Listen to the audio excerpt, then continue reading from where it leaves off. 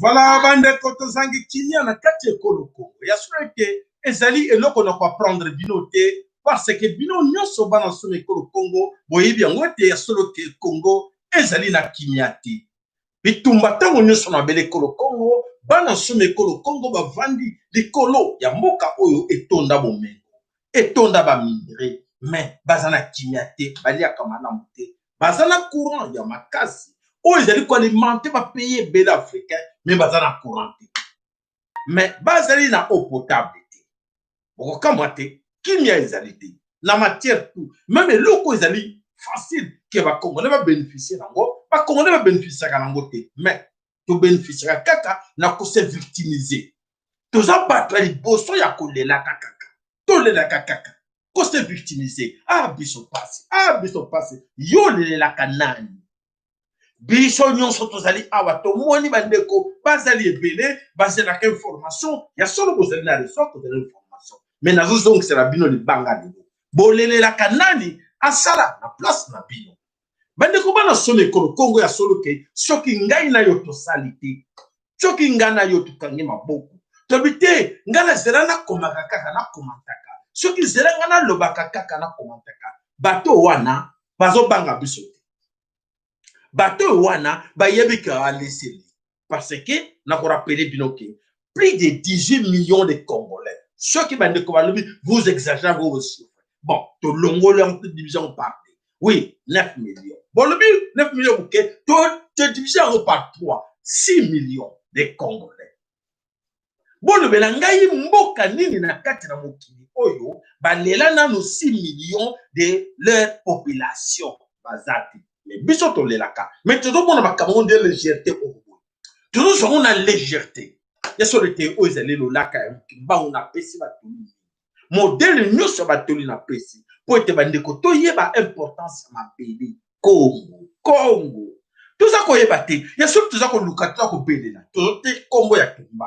Kimba Nzambe ya mpongo to le tout d'abord. Oh va le bakake Dieu tout puissant. Tobeka ko bana ko traduire na bino po ete boyebaka nani tobelelaka Nzambe ya mpungu tulendo Dieu tout puissant mpungu elinkolo la puissance tulendo donc Dieu tout puissant okili mobimba donc bandeko bana someko Congo tolobaka tobelelaka kombo ya mvuluzi bankoko na yo soko landi écriture ezali wana ba image ezali otoyoka ke mvuluzi kimbangu alekaki na Kinshasa banzete ba bisika ezali oya alekaki ba betaki bakangaki fimbo batiaki na tono babwaki na mai abimi bamoni na gauche bamoni na droite. Vous avez des éléments preuve za wana mais bolingi susu nani aya ko bobelelaka bozobelela biloko moko mundela koma que oui oyebi à l'époque bon Saint-Pierre selon Saint-Matthieu selon Saint-Pierre vous croyez en cela. Mais oh, oui, regarde chez nous ici, on a vécu cela. Maman m'a dit que wana na mbanza Congo. Maman wana balobaki comme on a équipe en vita. Maman wana salaki miracle. Mindele ba beta kiye balobaki ka fo andima religion bango ba yela kiye. Ba ti ba bomaki ba tumbaki vivre na kati ya moto na mwana. Histoire ezali vrai bankoko na yo bazolobela yo. Bolingo ndima ngote. Bolingo ndima ka o mondela akoma. Aliénation mentale. Botere manango, tout ça qu'on la bino par la révolution mentale pour permettre bino que boti que l'héritage a bien la banana bino sote banana bino bako ya kaka na kacha bubungi.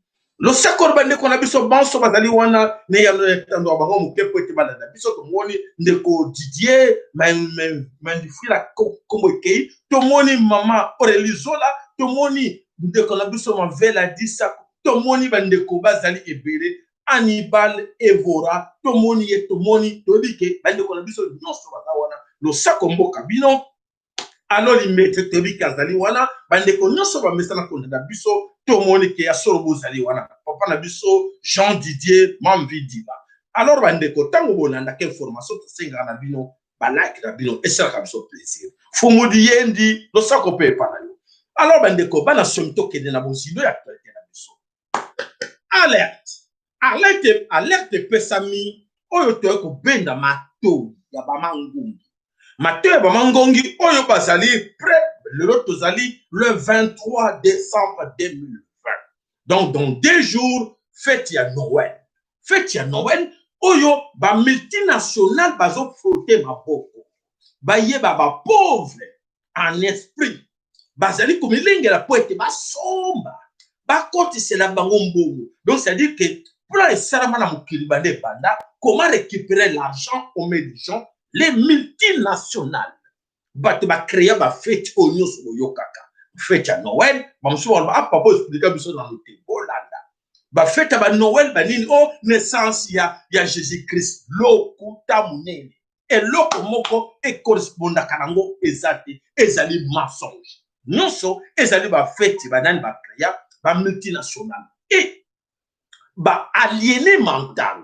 nos frères nos sœurs oyo bazali na kati ya Afrique en ce moment baza koluka kobuka koyiba kosala nyonso koteka nzoto po ete bamilengele mpona bafete yango po ete il faut asomba bilamba il faut aluka kolia il faut asala bakado il faut aboma nzoto aza na mbongo te me batelefone bandeko balembi na kati ya poto ngiri biso ndenge nini otiki biso ndenge nini lelo ne 23 te yaya lelo ne 23 te mama olobi nini aliénation lobela ye lobake le 20 et date oyo le 23 oyo ya bonne année ezali date lokola date nyonso mokili ezali na crise tozana besoin kopesa basuku bato bazo créer crise na kati ya mokili te bopesa bango su mbongo bavoamaka lobela ndeko na kotindela eloko te Noël eza lokola jour nyonso soki bakosaki bino ke ezali mokolo soki ya mwana nzambe abotamaki lokuta c'est du mensonge ezali biloko ba multinational bamonta mpona bino nazelezebaki nango bandeko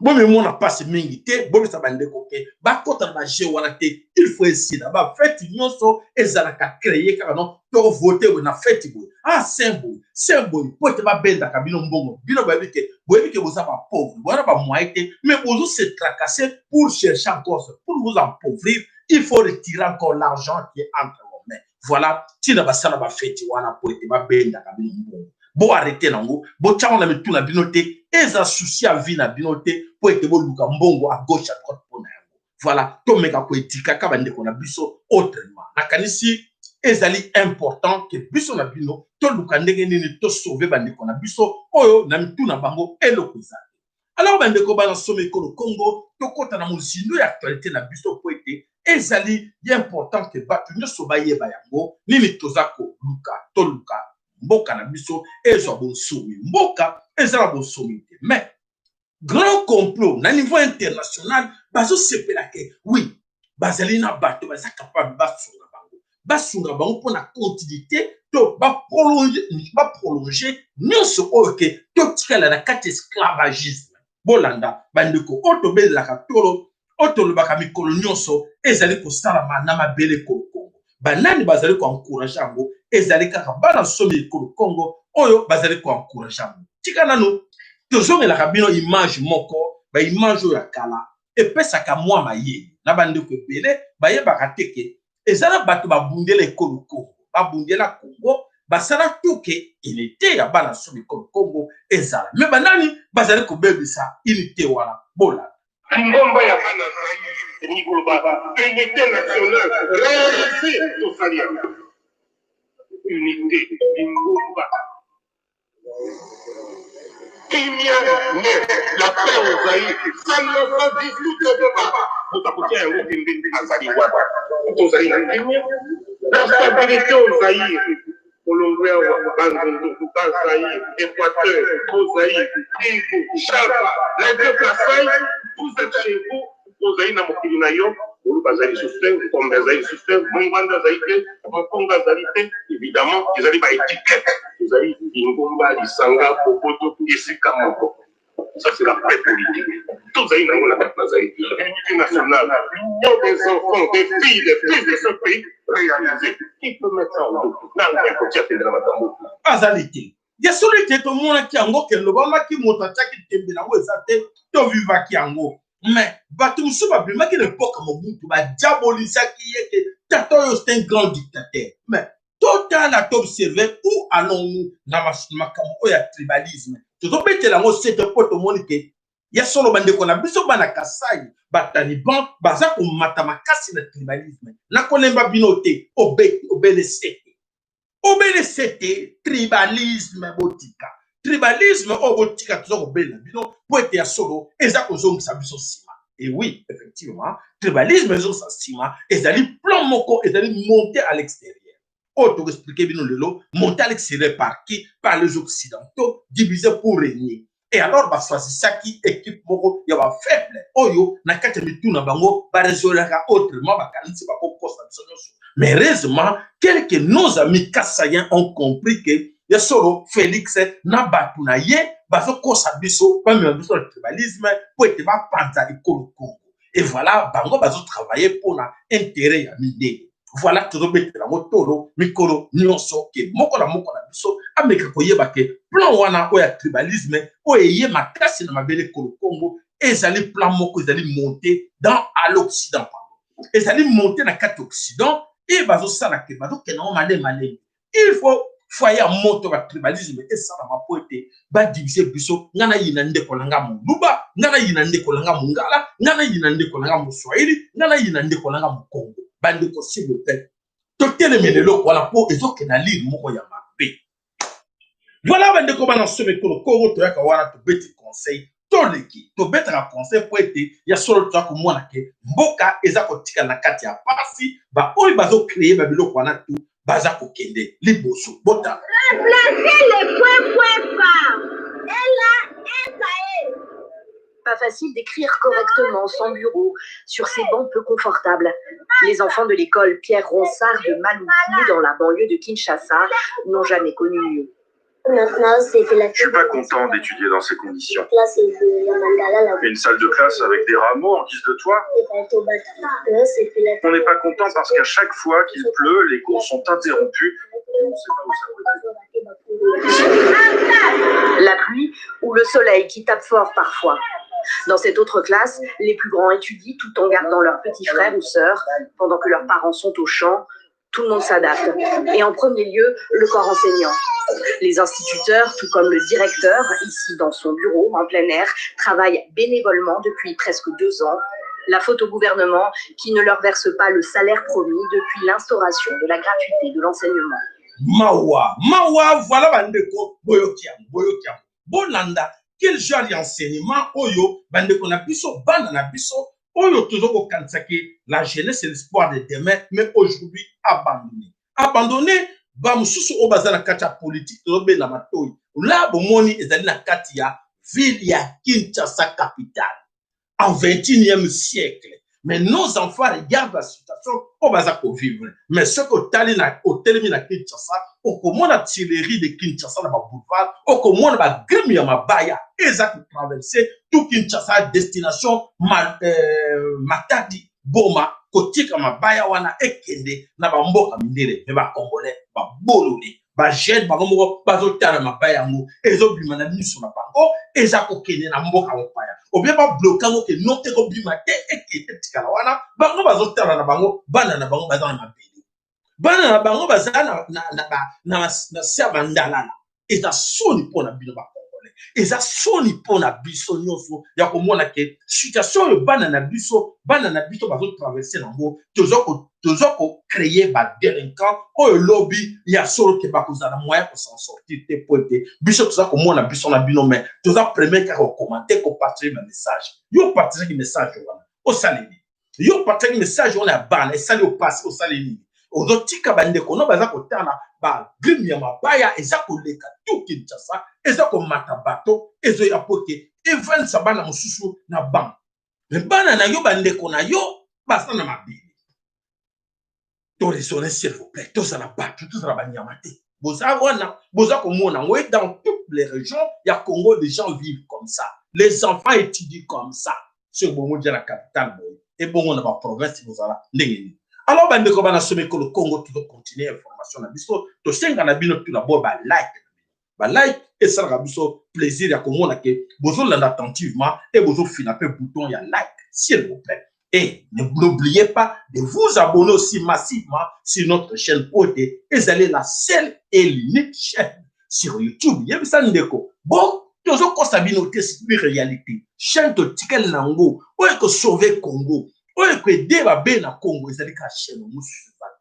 Bandeko bon observer bien beaucoup moins la ba chaîne Moussou Nango. Ah, biso to beta la muka. Biso photo défendre la muka. Biso to photo défendre FCC. Biso photo défendre cash. Bazozo wa mbongo, mais biso tuzo ko bunda na mabele na ko défendre mabele ko Congo na motoki na biso moto moko aza ko sunga biso te ata bande ko na biso ebele ta moto bende laka bande ko sunga na facture na sunga moto azala ka te ko mona kaka 3-4 personnes kaka de même personnes oyo ah papa je ka futa ta facture bande ko mususu bosana motema mabe tina poche motema mabe na nyonso bande ko to bongo na motema pote na tant to misala mabe pe tuzolinga ko bundela mboka te et que ça la passe pour la biso nyonso mato.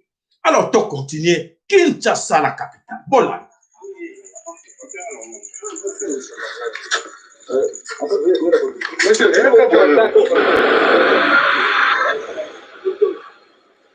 Bolanda na boke millions.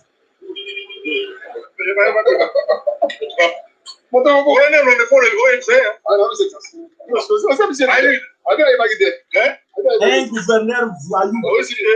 ou un gouverneur à ville à Kinshasa.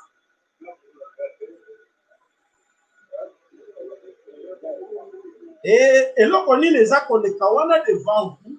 Comme vous avez les contrôle, il y a un document, il y a un véhicule. Na Kinshasa, nani azo sala contrôle. Un petit mot par rapport à la police. Oh, demain, on va faire le quitter là. Voilà. Nani azo sala contrôle wana. Bandeko toke na mukuse. Moto azo sala contrôle wana ba bengi na kombo ya général Kasongo. Général Kasongo, moto azali ko sala contrôle ya ba document ya véhicule. Quelle humiliation. Quelle humiliation. Un général de la police, ou bien de rester dans son bureau, mais c'est le général qui descend sur le terrain et c'est lui qui doit contrôler les documents de véhicule. Est-ce que Mboko Paysan, toujours qu'il doit avec des gouvernants pareils? Donc, c'est-à-dire que, et pas d'ailleurs, confiance est dans la partenaire Moussalate, et il qui doit se mettre là, et Nagnon Soboyo, la coronavirus, c'est lui le numéro 1. Allez, avec contrôler partenaire masque.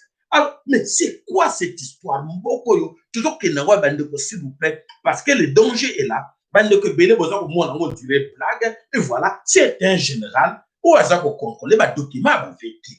Là, et papa, nous savons papa vraiment, oh yoni, toujours qu'il wapi, toujours qu'il wapi. Bande ko, binomoko, bon moni. Alors, tant qu'il y a une information à biso, nous avons kité, secret et bini. Voilà dans la bouquet. Secret bini que l'union sacrée, nous avons kité et bandakala. L'union sacrée, Oyo Félix a prôné, ce n'est pas lui.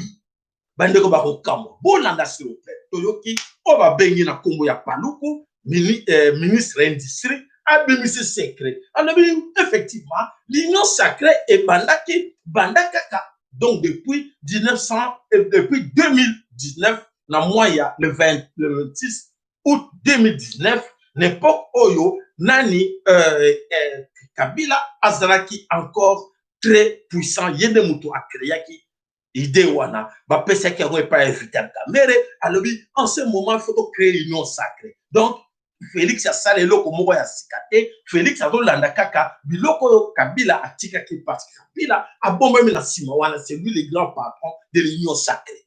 Donc, l'union sacrée que vous voyez là, Ezali, plan ya Hippolyte Kabila, et les Occidentaux se sont là derrière, ils nous observent comment tu rejoins. Ceux que je te dis, ils sont partants, c'est bien. Pourquoi? Et le cause salamana parce que yébike, tant toujours de la binoké, tous en affaire, il y a maillot faible. Maillot faible, moro tozana ye, na Congo ya tino. est-ce qu'on se pose la question? Chilombo, dans sa tête, est-ce que Azali na motema, Azali na cerveau, oyo koko capté, oyo koko yebake, oyo nga nazo saleza mabe, na lobi na ndimite. Na ndimite ba ndeko pona ni na ndimite, ya solo, oyo eza koleka mabele kolo Congo, to ko remarquer que Félix Chilombo, Azali na moralité zéro. Azana moralité parce que esika ba mema ye, esika Hippolyte Kabila mema ki ye avant comme ça ye mwasi na ye abebisi ye et voilà ba étudiant même la nouvelle communauté internationale que voilà c'est l'homme qu'il nous faut. C'est l'homme qu'il nous faut pour expliquer bien et le connaît. Donc aujourd'hui il y a solo tokolela, bokolela, tokolela. À la ligne vont les choses, beaucoup vont plaire. Bolanda. Oyo toza ko sabino lelo soka fongoli miso yo o fongoli matoi o yo ki angote o sali quelque chose te papa mama yeba ka yo ko kote na kati ya piège oya ba crabe na kati ya panya ba crabe yeba ka ke toza ko benda na les autres baza ko servir miso voilà ce sont des crabes laissez-les là. Ne pensez pas que tu le vas faire quelque chose de spécial. Non. Parce que ba blocaye na ba pacte oya signaki na bisika ba ndako ba memaki na bisika ba pesa ki a signé ba pacte ba deal oya signaki ezali très dangereux et ba ndeko belé ba sa koye ba.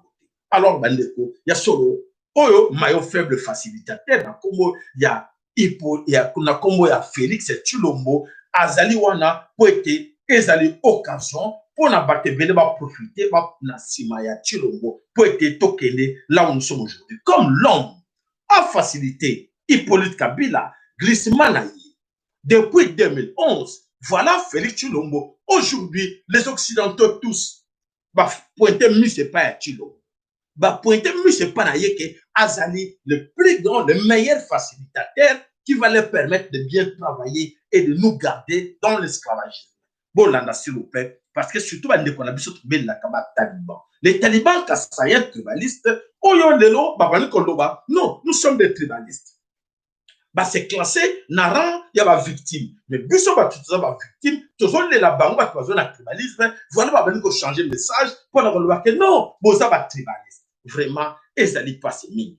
Alors, bandeko, les autres tout ça comme on a que IDPS ba créer kiango, IDPS ezali wana depuis 1982, les Occidentaux, la CIA, va créer qui IDPS et jouer rôle là, pour vivre. Bandeko ba comment rôle oui, rôle va créer qui but va créer là qui IDPS et c'est là qui va bomber va parti au nyonso et c'est là qui n'a batu va vrai nationaliste.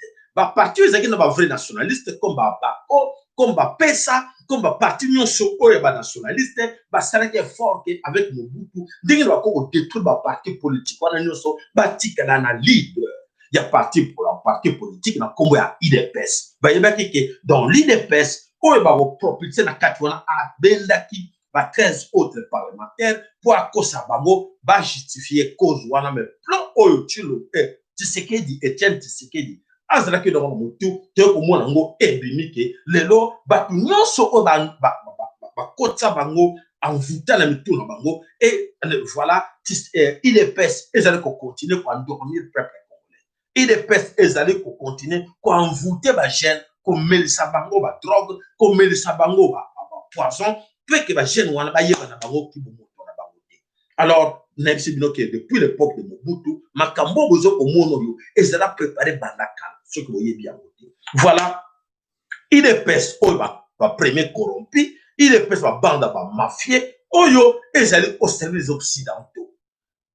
IDPS joue, travaille en connivence avec les occidentaux pour être ba bloquer biso na ba cerveau na biso na mitu na biso ba congolais to yeba efte ba ko bundela mboka te. Donc non so ba sala kawana ezalaka pour l'intérêt ya ba occidentaux.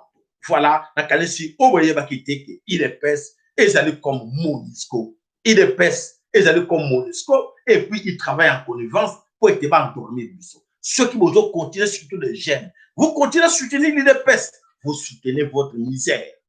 Vous soutenez l'IDPS, votre malheur, c'est l'IDPS. Donc, pour notre cas, mondial à comprendre que Maïla et Sili rejeté, déclassé, parti politique nyonso, leader politique nyonso, surtout l'IDPS. Ça va montrer que l'IDPS est abandonné par le peuple congolais. Là, ils ont compris, merde. La religion, les églises. Oh là là, oh merde, qu'est-ce qu'on doit faire? Voilà ce qui nous arrive. Voilà, tout continue l'information. Donc, c'est-à-dire, il ne faut plus compter sur Tulombo. On compter sur Tulombo. Malheur na yo poete. Oko jwana yo eloko moko te poete. Eloko moko eko salabate. Kaka, toko bana kolelaka, souffrance oyo, bande kona biso, bana na biso, bana ko vivre na mabele koloko. Bolanda image moko, te sabine na niveau ni tuto koma. Na niveau ni tuto ken. Bolanda. Un enseignant, directeur de l'école, bolanda. Et pour là, vous allez comprendre que Congo, surtout terminé to côté la révolution populaire, na kanesi pa mingi na kati na biso bakole. Bolanda. Alors, dites-nous, c'est quoi les sentiments qui vous animent en recevant cette école aujourd'hui? Donc, c'est pour parce que nous sommes au début de la rentrée scolaire 2020-2021. Notre honorable et très cher est arrivé ici pour nous visiter, pour inaugurer cette école. C'est pourquoi nous sommes ici. C'est un motif de joie ou de satisfaction? Vous avez quel sentiment? C'est un très bel motif que nous sommes en train de structurer maintenant. Après moi, je suis certain que nous sommes les responsables, les pères même de la famille. Nous devons ce qui nous mécanise aussi pour que nous soyons disponibles. Comment vous appelez? Moi, je m'appelle Oussou Michel. Qui êtes-vous ici? Moi, je suis un enseignant. Alors, dites-nous, vous venez de vous doter de cette école. C'est quoi l'impression et le sentiment que vous avez? Moi, je suis comme l'assistant et je remercie le site comme il a fait, disons, durable dans cette heure. Je suis la félicitation que j'ai félicité d'abord.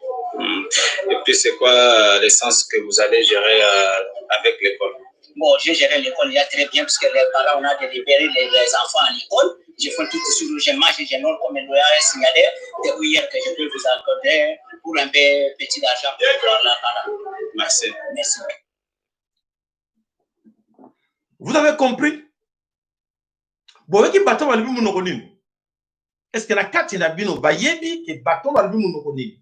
Ce qui m'ont à comprendre la carte n'a bien que il y a solo bateau va le vivre na yebité et vous comprendre ni directeur école enseignant va doter bango école ya sika mais est-ce que vous yoki ba le prof directeur école na enseignant o ya 4e primaire vous yoki vous comprendre la lobby et ça passe bandeko ya solo tout négligé de l'autre côté et je sais que la révolution populaire et je sais que mon union soit tellement poété sur le télévision là que t'as l'avenir là-bas parce que on donne ce qu'on a. Si tu n'as pas quelque chose dans la tête, tu vas rien transmettre aux autres. Un directeur de l'école n'a rien dans sa tête et qu'est-ce qu'il va transférer aux autres? Et l'enseignant du 4e primaire, alors, tous les gens qui poté, voilà, bande va comprendre rien. Tous les gens bola nango, nabo kebi, nyonso comme ça, bokoye ba, bato bazolo bani, bola. Alors, dites-nous, c'est quoi les sentiments qui vous animent en recevant cette école aujourd'hui? Donc, c'est pour moi, parce que nous sommes au début de la rentrée scolaire 2020-2021. Notre honorable et très cher est arrivé ici pour nous visiter, pour inaugurer cette école. C'est pourquoi nous sommes ici. C'est un motif de joie ou de satisfaction? Vous avez quel sentiment? C'est un très bel motif que nous sommes en train de structurer maintenant. Après moi, je suis certain que nous sommes les responsables, les pères même de la famille. Nous devons ce qui nous mécanise aussi pour que nous soyons disponibles. Comment vous appelez? Moi, je m'appelle Oussou Michel. Qui êtes-vous ici? Moi, je suis un enseignant.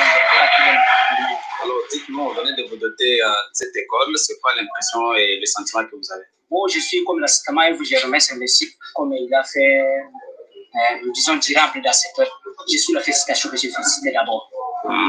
Et puis, c'est quoi l'essence que vous allez gérer avec l'école? Bon, j'ai géré l'école il y a très bien, parce que les parents, on a délibéré les enfants à l'école. J'ai fait tout sur le logement, j'ai non comme le a signalé. Depuis hier que je peux vous accorder pour un petit argent pour voir la parole. Merci. Merci. Voilà. Vous laissez vos enfants aller Nabato Aboye, le directeur de l'école, les enseignants. Voilà. C'est ça, les résultats. Ils aiment bien dire aux gens que nous sommes des intellectuels. Nous sommes des gens, tous allés, nous sommes pas l'accès bango, batumsou français, nous sommes pas l'accès bango kolata, nous sommes pas l'accès bango comment on va à l'école, nous sommes pas, voilà. Tribalisme est là-dedans. Beaucoup mona, et sa famille, mon basé, allez, quelqu'un à l'école, quelqu'un qui paie sa cour, mais n'a tourné l'eau parce que, à les frères, tribalisme, ça continue. Alors, ça détruit tout. Tribalisme, et autres tongate, mais autres boma, et koloko. Voilà. Kakonde, Gilbert Kakonde débarqué sous ordre à deux jambes, nakati ya oyo tobe nga jet privé, oyo elinga comme memaye quelque part, non, avion wana ekokendete, pour être ezwaki autorisation, teke po, et mata, nanem, wow, et comme grave. Ministre intérieur, yemoko, akwe na mibe kwa lelere, yakwe na mibe kwa koma, avion wana ezwaki autorisation, teke po, et mata, et que le comment yo lungo mata ale to kini alors ba kitisi e comme mobulu bango mwa sui mwa ezraki nginda wa alors ben de ko ba somme ko le Congo autre donc ben la bino aliénation mentale autre c'est la bino la révolution mentale la libération mentale o permettre biso ke je solo to mona ke oyo bazo ba bazana kata mituna bango ko rêver encore que c'est les Occidentaux, les Occidentaux, les Américains, les Allemands, les Anglais, les solutions pour libérer le Congo, s'il vous plaît, il y a solo match et Zalebikou. Match et Zalebikou, Namabele Koloko. Alors, Bandeko, et le connaît les Zalebikou, le Congo est en danger. Mboka la biso les alliés en danger. Alors, dans nos Séganabino, Tobunda, na molimo tobunda pe na nzo. Donc c'est-à-dire tobunda en esprit et en corps, s'il vous plaît. Physique na biso faut pas ebunda tuzo belela vuluski mbam tuzo belela bankoko tuzo belela mama ki pamvita tuzo belela nzambe ya mpungu tulendo tuzo belela bakombo nyonso tuzo belela ya solo ke biso moko pe bansipa na sudi Congo tobunda pe na nzo so tobundi na nzo te kobunda nzoto eza nini kobeta likofi esika esalaka pasi bomoni na beta de kofi esika esalaki pasi tshilo masipotaki te ebetaki na motema aye komibimisa na kati ya nini na bato na ekipe na mobimba baye komibimisa wana bomonaki yango. Donc c'est-à-dire que il faut tolansaka baku esika esalaka pasi so bolanse baku esika esalaka pasi te ezala pasi mingi. Comment on dit? Il faut passer par des actions individuelles et ciblées. Kolobaka mikolonyo so bande kolonyo so ba comprendre te individuel kolbaneni yo moko tata maman ndeko mwasi esika ozali organise toi avec na bande ko mususu ndenge boko ko mener action ndenge à partir de l'Afrique du Sud et koyaki pour na nini par des actions individuelles et ciblées ce que c'est là qui dit que était action individuelle et ciblée na kanisi nde à partir dans les autres continents. Et alors l'esclavagisme est continué na parce que baton bazi ba partenaire moko fiable ya makasi o bako travailler na bango et voilà Congo na biso ezana problème ya makasi. Alors bandeko Tshilombo aujourd'hui le meilleur. Tshilombo Félix Tshilombo aujourd'hui na kata Occident balobi il est le meilleur. Les maillots faibles de l'équipe, il faut qu'on propulse. Tshilombo doit prendre l'exercice, donc, le président en exercice de l'Union africaine. Aïe, dégâts. Dégâts.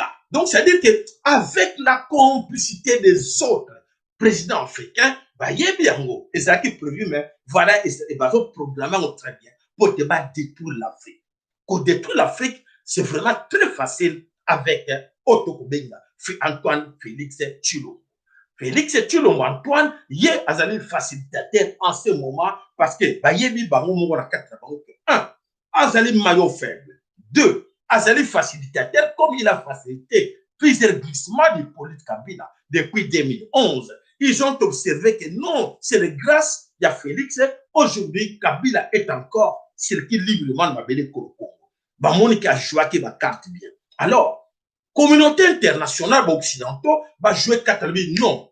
À la tête de l'Union africaine, avec Chilombo, on va réussir notre coup.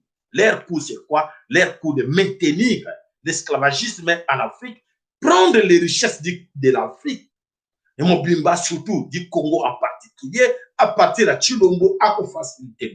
Alors, et là, on est, et c'est les collègues, pardon, l'imbécile, bazaraki na suka, basuka ki mayele na bango suka. Alors, ba revoir yango, vu la haine, les Occidentaux, bazar yango surtout, avec biso ba Congolais et ba Africains en général. Alors, bango, bazar étudier yango, non, cette histoire, pour la cause, bon, ma pays d'Afrique bien, il faut un zoba à la tête même de l'Union africaine. Comme Bamoni déjà que Chilombo a facilité Bango Makamebele, quand les côtés, Kabila Tikale Wana, les criminels, il est là librement, il s'écrit librement et Bakosaki Biso à partir de Chilombo. Pourquoi pas utiliser toujours Chilombo, 20 Oezako Yapo à stopper 20 Wana Oyo, Bamoni qui va commis na insécurité. Na Kanso Bamoni, l'ONU, la MONUSCO a prolongé le mandat na ye. Voilà, grâce à facilitateur, na Combo, il y a Chilombo. Chilombo a facilité Bango. Et aujourd'hui, l'objectif est de garder les Congolais dans l'état de l'ignorance. Garder les Congolais parce que expérience Bango, Saliba, ne comprend s'il vous plaît. C'est important que chacun de vous doit apprendre quelque chose ou notre quatre partie émission continue de la déco. Vu l'expérience qu'ils ont, test au Basaraki, il y a comme ça, membre, Union soit il est ignorant. Au moins le lot ils allaient réciter nene au basala qui teste wana ba komisa bato nyo soit telemaka comme combattant il est tous les ignorants. Nengenini ba utiliser ki bango na ba drogue, ba utiliser ki bango na biloko kolia mutu ya mbwa bango pesa bango njoka te na kati wana tisango ba nini ba travailler kango et ba réussir kuna bango ke ba tones ba komba ignorant ba kombo vivre ba rêve ba kombo vivre na crédit. Donc, vie n'a pas comme un crédit. Et bien, oui, au moins, missile moko, au moins, il peut choisir côté na sous-marin. Bah, américain, bah, il y a un missile moko, et qu'on kamatayi. Bah, tu ne sais, oh. Bon, nous, on travaille en crédit. Bah, tu ne sais, oh. Donc, des ignorants. Des ignorants, oh, de ça, la plaisir à l'Occident. Comme vu ces gens-là sont des ignorants, donc tout est à Koufa, et tout ça, là-bas, plaisir. Voilà, on a réussi. Quand même, il y a des gens, comme ils ne comprennent pas, nous, on en profite. Voilà, l'Occident profite dans cette histoire-là. Alors, ils ont profité, stratégie là-bas, ils allaient, les multinationales, chaque multinationale est au courant, même si bango que moto nous surtout à na société. Oyo et salaka à manger, à boire. Tout le bango, vraiment comme ça, vous allez bien comprendre. Oyo et salaka biloko ya kolia, oyo et salaka biloko ya komela, na kati ya Congo Mobimba. Ils sont au courant. Boba salaka bakisi, boba salaka biloko ya kolia, boba salaka masanga komela. Baza na kati ya complot. C'est-à-dire que bazo matisaka dose. Bazo taba substance na biloko ya kolia. Na biloko ya komela. Nyonso baza ko chao masanga. Obo mela kanyoso yebisa bande ko na binoke bozo sebra bozo melango. Ah, ils allaient quoi affaiblir bino na tout. Les gens ne raisonnent plus. Beaucoup raisonner de sous-côté. Donc comme vous raisonnez, ah, pisa masanga na mela. Ah, tika kenanga na nino nzokate. Oze bate vi na yo obirwa baza ko détruire na kati eloko wana. Ezoko bongisa binote mama tata lobela bandeko vraiment boza na kati ya piège wana. Alors nyonso wana Kabila azali ko jouer je makasi na makambo nyonso toza kolobawa. Les 7 leaders o bazaki na kati ya mboko ni to bengi na kati ya Genève sont au courant dans ces complots là, dans ces grands complots. Oh toza ko dénoncer siko. Donc bango nyonso ba yebaki yango. Alors ba yebaki yango basala kinini bakosala rien. Bazako va na bien pour l'argent qu'ils reçoivent de l'autre côté, ça leur arrange. Alors, nous attirons l'attention de Chilombo. Chilombo, Tomoni batine bisoba image. Chilombo a invité qui Oyo, invité qui na ministre, il y a comment on appelle encore ministre italien a invité qui Chilombo. Alors Chilombo est invité. Voilà, je vais lire pour vous. Le 22, c'était hier, décembre 2020, Nakati a cité à Oia, le chef de l'État, alors, a accordé une audience à M. Luca Antanasio, ambassadeur extraordinaire et plénipotentiaire d'Italie en République démocratique du Congo. Les diplomates est officiellement transmis, non, le diplomate a officiellement transmis les messages du Premier ministre italien Giuseppe Conte, invitant les Nagotanga Kombonaye, les quoi, les présidents, ceux qui n'invitent sont le président Banani, Chilombo et Chilombo prochainement au sommet des G20 qui se tiendra en Italie au mois d'octobre 2021. Alors, Chilombo, explique-nous. Ta présence n'a qu'à y G20. Donc, le Congo est côté n'a qu'à G20 ou l'Afrique est là n'a qu'à G20. Bandeko, Bolanda attentivement. On dit, il est invité dans G20. Donc, ça veut dire que c'est que dit Antoine Chilombo est invité dans Kati, Oyo, comme président en exercice de l'Union africaine, invité comme chef de la Congo, na wapi, na sommet ya G20. Alors, Bandeko, Bolanda attentivement, qu'est-ce qui se cache là derrière? Qu'est-ce qui se cache là derrière? Mais tous les ignorants sont très contents. Oh, Chilombo, c'est bon. Il est maintenant propulsé. La communauté, ils attendaient que c'est là. La communauté internationale, les Occidentaux attendaient cette opportunité. C'est une opportunité pour la Bango. Comment? À leur connaissance, ils savent aussi très bien que Félix Chilombo, c'est un facilitateur.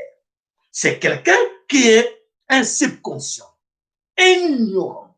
Et dans la tête, comme il n'y a rien, ils vont en profiter derrière Chilombo pour faire signer à Chilombo les contrats, les engagements pour vendre les Congo. Donc, Chilombo, là-dedans, on les attend. Voilà, c'est bien.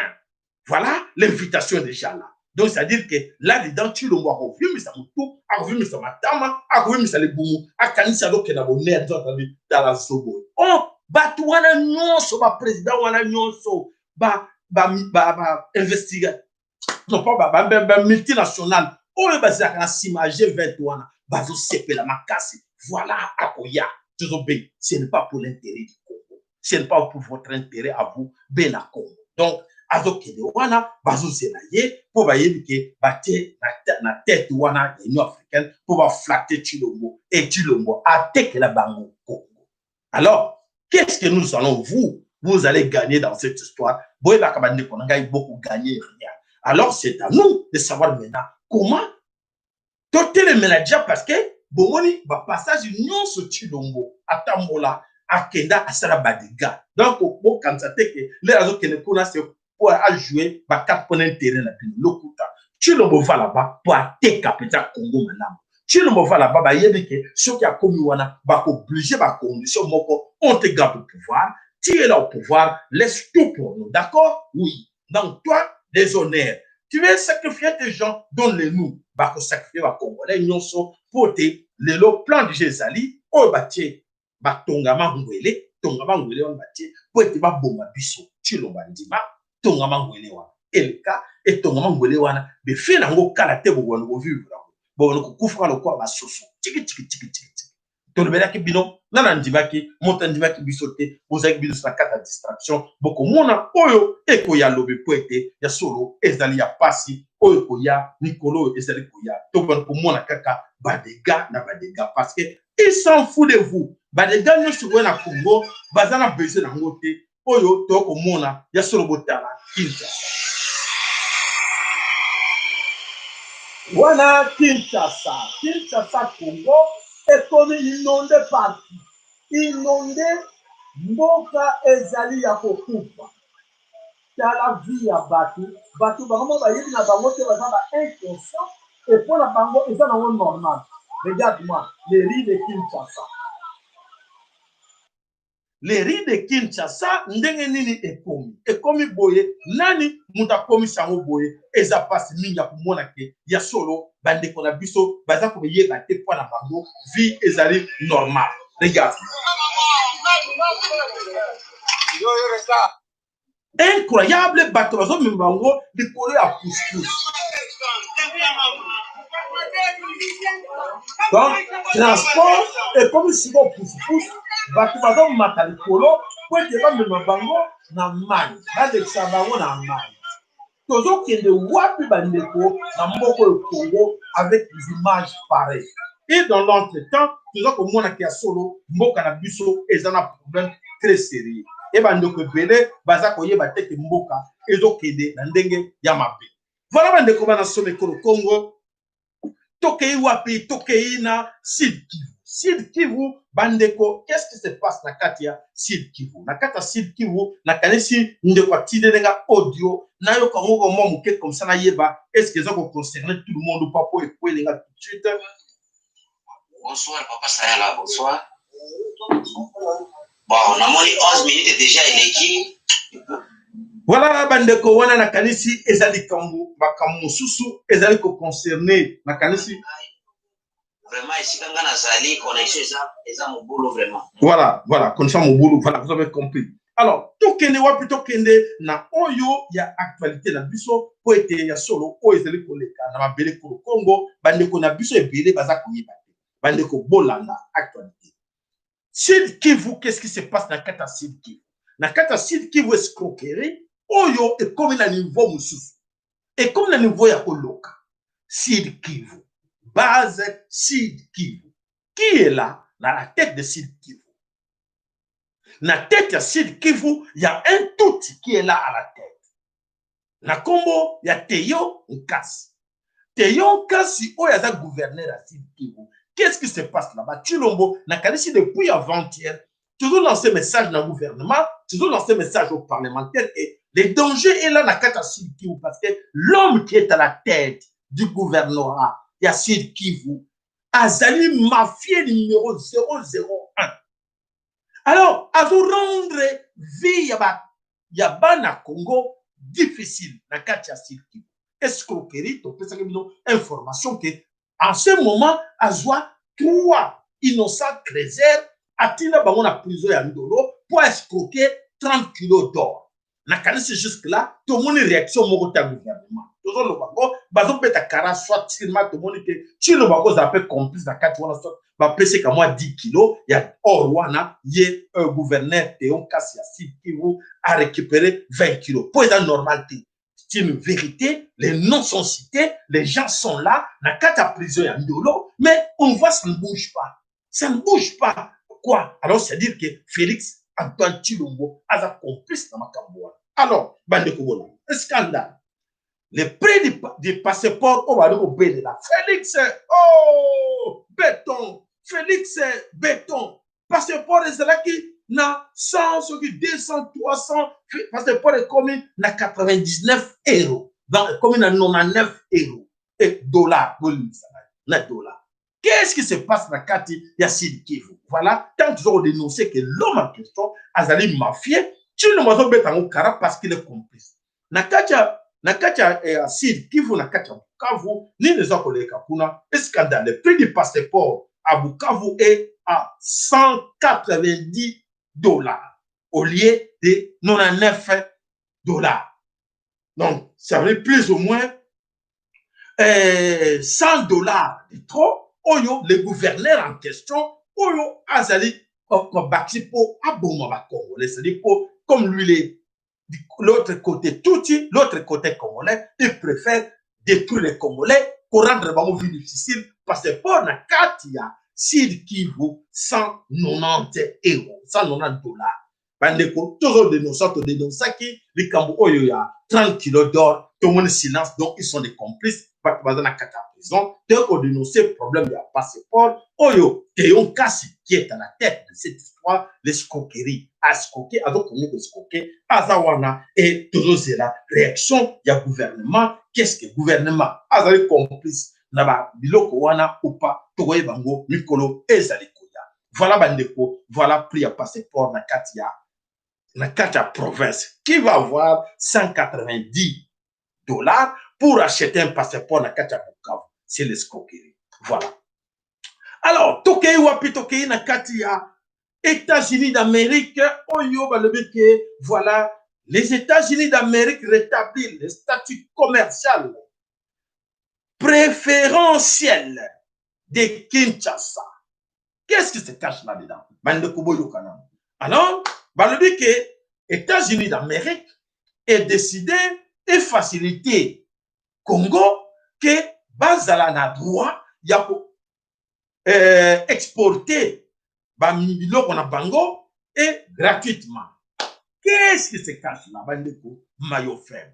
Maillot faible, bazo kosaye. Basimbi se touche. Non, surtout le bibo ba konde ba komona que oui, vraiment ba lebela ki biso ke partenariat au basaki na États-Unis d'Amérique. Voilà Mac ama azo travailler ba carte na e. Ba carte wana po aflouer bino. Affoué ba congolais ba komona que ba américain ba do faciliter biso ba faciliter biso en quoi nous avons mafia monene que les multinationales sont là derrière parce que biloko na bango au baza ko yiba na Congo et que les États-Unis facilement. Vous avez compris? Donc tout cela ne bénéficiera pas aux Congolais. C'est pour les mêmes multinationales américaines qui sont là, qui Mac Ama lui-même l'ambassadeur qui va profiter dans ces mesures-là pour dire que mesures wana et pour permettre yé ayiba o nyonso azo yiba na Congo et que les États-Unis motomoko a retenu ses attaques comme na Congo ba Congolais nzokate c'est lui qui se cache là derrière. Voilà maintenant comment dans ce Congo le pays va très mal. Le pays va très mal. Complot ça nene bandeko ya solo tofu. Papa va follow la kanisi. Ozo kabisa seko zali na bandeko nyonso o metana kolanda biso na kanisi moko na bino na kanisi o yazana quelque chose à kubakisa na kati na ngo na kanti pour follow to na posta pour follow abenga biso lombango potem sa biso nini oyo abombela ki biso avant to koma na dossier mosusu oyo ya banya Rwanda papa follow na kanisi oko benga poete opesa biso nini obombela ki biso na actualité ani ba like na ministre ka biso plaisir. Vous abonnez là-dedans dans la chaîne Nabiso et que ça n'a pas plaisir pour vous tirer dans la chaîne. Il y a sur le péto bel la cabino. N'oubliez pas vos sunga pe chaîne Nabino. Ils ont beaucoup de moyens. Oh, ils ont aider la chaîne pourquoi pas vous? Pour un année biso ba congolais, tu go sur la chaîne Nabiso. Bon c'est la carte bo yoka kuna. Ah, papa ça doit comprendre yo le soutien. Tout le monde a yo le sous clarté et papa, yo mon nga clarté. Au sunga chaîne yo et pèse l'information campo nyonso même l'actualité passo makambo au foot à abonnement au foot à télé distribution et pas na yo na ndako au foot à paix et courant pas na yo na ndako et bon biso to foot à té to bele la kami kolonyoso bande ko bo sunga chaîne na bino bo sunga chaîne na bino ba mama bo hésiter té ko sunga chaîne na bino vous allez me rendre bisa téléphone au bengi pour plus cette information au bengi adresse email de ça wana ko bossa na pété soko za na lisungi to sito pesa bino déjà numéro na biso ya compte o ya chaîne na biso ke moko na kati na bino azana quelque chose akoko tsa poete to sungana poete lobby bandeko msusu balela te. Voilà bandeko papa pa follow losako omboka yo ya solete to pesa nanu micro e pa ya papa ma follow maloba omboka yo papa ma follow. Le sako papa Fayala, le sako bandeko nyonso be na Congo, bamama Congo na pesi le sako epargne bobelemi. Na pesi le sako na ba oyo nyonso bakolanda awa na ngonga oyo na émission oyo tozo kosala mpona kopesa bwanyana mayele na bandeko na biso ba oyo balala pongi ya babele balamukaka te. Ya liboso nkembo na nzambe mpungu nzambe ya bakoko na biso nzambe ya Venise Kimbangu ya mama Kimpa Vita mama Wenzila mama Mafuta mama Koko Nzinda opesi matendo mingi na Venise Kimbangu mama Kimpa Vita na bakoko nyonso ba oyo baza na biso elongo na molimo bakotikaka biso jamais parce que balakaki biso ke bamata bakita mboka Congo ekokangulama mpona yango napesi matondo mingi na lolenge oza kolanda. Ya solo papa Sahela, toza na problème monene na kaka na kati na biso be na Congo, oyo balobaka le fruit commence à pourrir à l'intérieur s'il y a un fourmi qui est dedans. Bandeko na biso oyo tozobonga bataliban, sikoyo bazali bien financé, bamingi bafungoli bachaîne ya bayoutube, batelevizio, baradio, disons ya bachaîne ya youtube, surtout na diaspora. Nyonso wana bazocomprendre te. Bon, bazocomprendre te ke mboka kilo bazala ye na pouvoir te.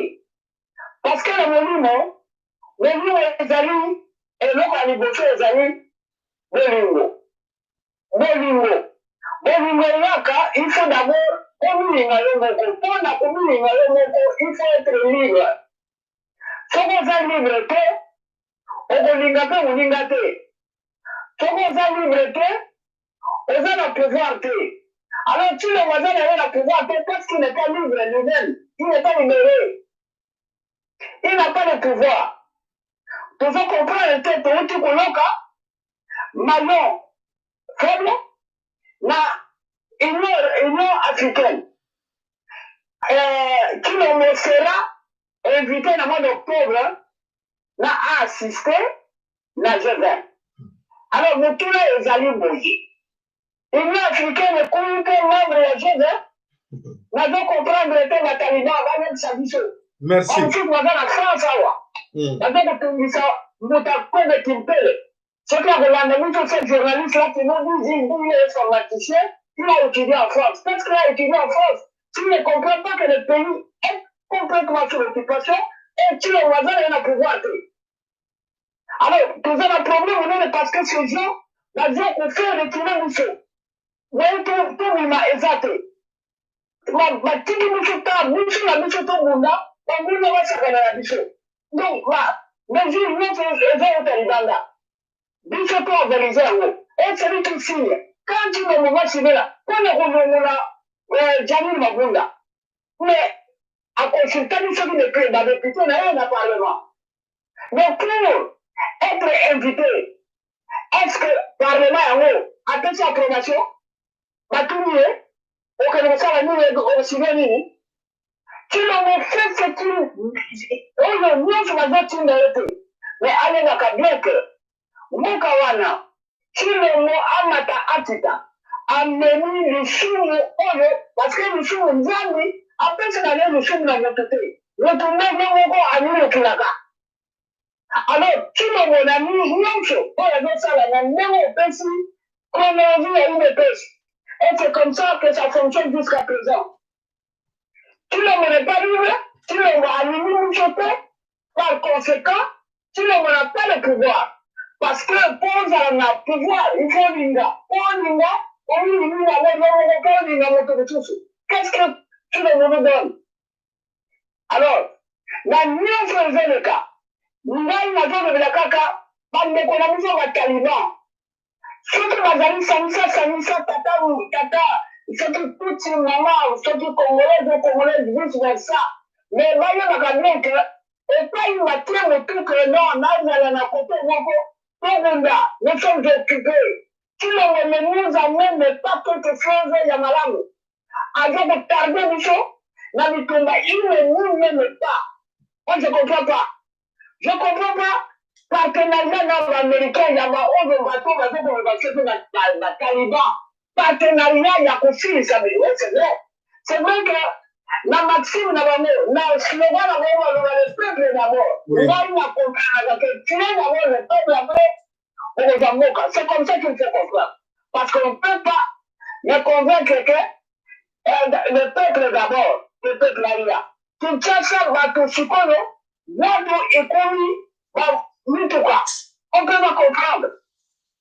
Alors, ngai na tenu surtout kaka pona na mema bango bandeko te parce que j'ai un peu l'erreur. Bato mema za tout au monde wana moka. Ngai na komema bango wana moka te batalina audience parce que bazo komoni ça nous passe ba maman bana tala l'école. l'école va donc autant dans les mandats. Gratuité. On dit gratuité, école. Ça dit gratuitement, faites tout ce que vous voulez. On ne comprend pas. Le problème avec ce président dans la Kalima, on doit comprendre que le pays est en train d'être détruit par tout le monde. Par nous, je vais dire que nous avons wapi. En économie, on dit l'argent est un bien vide. Et donc, on va papier à femme, ça n'a pas de valeur. Ma belle-mère, mais tout valeur, ma belle-mère, c'est la symbolique. Il y a $, voilà. Alors, dans l'économie, c'est la Kalima. Et ça, c'est voté. Ce qui est Rolanda Kabiso. On dit que Rolanda la chaîne, et ça, la tue, la très bonne ça va. On dit que ça tue, mais nous, ça veut que ça va décliner invitation. Nous, à ça, la je viens de la ça. À quel ça, la mine. À quel ça, la mine. Tu le vois que ça, la mine, pour la d'abord. Allez, on ramène que novembre est passé 2019, à Zaki, dans le Vatican. Là, en Bongo, tant que moi, j'ai amené avec moi ici le Congo à miniature. Tant que François Aloui, j'ai serré en 1921, là, vous allez en Congo, parce qu'il y a une vision. Bon, tu veux comprendre le pays. Là, il y a une relaté, mais tout le monde de la mission, nous, je vais donc quand tu le veux. Il est là pour le Congo, tu ne n'est pas là pour le Congo. Il a détruit le Congo. Il l'a complètement détruit. Moi, je suis là, mais nous sommes toujours dans la Congo. Le Congo n'est plus la souka. Même à temps, ils sont 100 ans. Parce que tout ça, il y a déjà 135 ans depuis sortir la Berlin. Nous sommes de ça, 135 ans, jusqu'à ce que nous tombons pour ce qui nous avons demandé, tout le monde est revenu. Pourquoi ça, on a regardé encore moi et l'autre beaucoup. Oh, mais, émission, ça va tout le monde.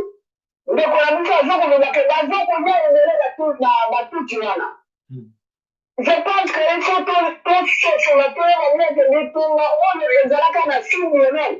Et les a la canne sous-souté. Bah, si nous les menons, nous, on va voir le Chopana. Du tour, on a on va marrer ma terre, pour la moi. Et à jamais bon dans la sud de même. Bah, les menus, tu viens, tu vas voir la chose pour Zabango. Bah, le pot Zabango. Et va ça dit tout le Congo. Alors, tu ne parles pas de tout ce qui se passe. Il y a vraiment un cas à attendre là, mais tout le monde a traversé, on voit ma colline dans le bonheur. Mais le bonheur, moi, et voici la télé. Avant, on dirait, moi, on a dans un milieu reculé, à moi, on a tout côté, à moi, on a côté, je suis à moi, malheur à lui. On a un peu ça là. La deuxième fois, la Congo a voulu ce que nous, on a fait pour vite. Mais Micho, donc on a dit Tongo, et ça la moule, et ça la Nicolo. Du Tongo, et dans la Chokanango. Matondo.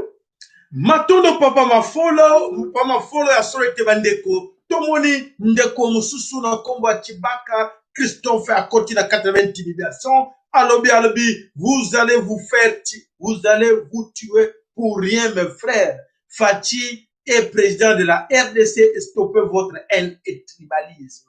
Qui est tribal? Quelle haine pour notre pays? Parce qu'il faut défendre notre pays. Vraiment, il y a solo bandeko. Si tu n'es pas petit, franchement, je vais t'expliquer ce qui va t'arriver. Maman Congo, le sakombo kayo, papa notre le sakombo mano pas. Le sako papa Sayala, le sako papa Makolo, le sako la bandeko nyonso. Toyedaka kosunga parce que toki kozwa message moko sikoyo bauti kopesa biso ke alerte moko sikoyo eza na Kinshasa likolo ya bafo wewa. Donc ezalaki opération oyo barwandais bayaki nango ya bato mabomba lokuta comme population asi atimbeli bango population à comprendre bachanger sikoyo opération yango bamemi yango sikoyo bazwi bawewa na bawewa wana mpona koidentifie bango tozomona bazala bamoto kopesa basango epa na Kinshasa. Donc bawewa wana baza mingi na bamoto ya sika epuis bazomaîtrise mpenza lingala mpenza malamu te. Donc bazoloba lingala moko mpenza ya kotengama et puis pour la itinéraire na biso ya babalabala bazobunga bunga bunga et puis bayaka kaka na ba heure de pointe entre 7h na 11h et puis omona bango balimwe mpe bakozonga kaka na ba 17h et soki bakomati na moto na bango ok donc après omona kaka moto amataki na moto tozomona te moto ngo ezalaki ya sika et puis balobi que il paraîtrait que police esi identifié quelque wewa wana bakomi kosala opération moko baluka kokangakanga bango alors bandeko donc police wana toyebi bango nde bazalaka bakangaka bato wana omona bango quelques minutes après batiki bango donc bawewa wana eza barwandais oyo bayaka na rwandais bayaka na barwandais bazopesa bazoya na bamoto ya sika baopération wana bazoyaka mpona baboma biso donc pour rien donc bazoya eza extermination donc toza ebele babanda biso bando kolia bango muke tinde tokoke donc opération wana sikoyo ekomi ya bawewa koidentifie bango baza na bamoto ya sika bayebi lingala mpenza malamu te et puis bazobungabunga babalabala na biso donc soko omati na moto ndeko no amati bokobenga bandeko koyebisa bango bakoma mpe kosala très attention sikoyo na bawewa donc bamata bimata te parce que barwandais mpe donc après opération na bango ya bafu ndenge erate alors population efungoli miso baye na opération ya bawewa mpona bakota kaka likoya bawewa mpe bangala donc bandeko vraiment kolance message oyo eza alerte moko makasi parce que but na bango eza sikoyo koextermine biso donc oliaka biso maleme parce que Kinshasa toza ebele baomonake toza tellement ebele donc moyen basala baplan na bango wana eza te tala ndenge bana Kinshasa babebisaki baplan na bango wana ya bato maboko donc en tout cas bandeko kobenga bandeko kopesa bango alerte oyo message yango mpe deja na Kinshasa sikoyo ezotambola nda ifo kobenga bango kaka matoi parce bango bayokaka te il faut kobenda bango kaka matoi kocontinue koloba donc merci merci papa matondo na kanti oyoki message okweli biso ke bawewa tolobaki yango ke ya solo bakokota kaka na nsima ya Chilombo bazokota kaka na nsima ya Chilombo bandeko bana soma ekolo Kongo ya solo te bandeko na biso bataliban yoka message bakasa ye oyo baza kobeta tolo bataliban oyo balobi lelo base classé bakote bavictime nzoka te bango baza na origine ya tribalisme lelo balobi te biso te bino bozela biso tribalisme toyebi na kati ya président na kanso bontolo service wa image bokomona ke na kati ya présidence yakele baluba ba-institution nyonso na kati kolo Kongo soit omoni moto moko oyo lututi oyo Hippolyte atikaki soit okomona nani okomona muluba na kati wana toyebi y a pas de secret na aner partout tolomona eza ndenge wana alors bandeko na yebisi bino boye bandeko na biso boza bandeko tokobanga na bino te malgré boteki identité na bino epai ya batuti malgré bopesi mbamboka na bino epai ya batuti toyebi yango po ete ezala difficile mpo borécupere bamboka na bino boye kobombana na Kinshasa bobomi na bamboka mosusu boyeba te ete bamboka na mpe eya na bakolo nango alors bokeba oyo ezali koyela bino botimoli mabulu boza kotima mabulu mpo ete bana na bino bakweya na kati soki boyebi te je vous apprends une chose mabulu boza kotimola mpo ete bana na bino bakweya na kati ce n'est pas votre tour c'est la continuité du politique Kabila, c'est la continuité des Occidentaux avec leur Monisco. Ils en profitent na naïveté na bino, na ignorance na bino, pour être bon ça la sale boulot. Oyo, ils ont profité na bango et non na bino. Attention, bana na bino bango kwe na kati. Omoni ki wewa bango belela, ba nani ba tuti ba récupérer. Et comme na boko na bango. Bomoni beaucoup na vie difficile. Beaucoup de la vie difficile. Alors, Bakinois, Bokino appelle Wana. Alors, chasse n'a pas wewa. Donc, tout le monde peut pas wewa na kin. Comme on le met au Kanga Bango, on ne se voit comme wewa botier piné. Comme ça, tu vas distinguer, ouais, madame, ouais, ma fille.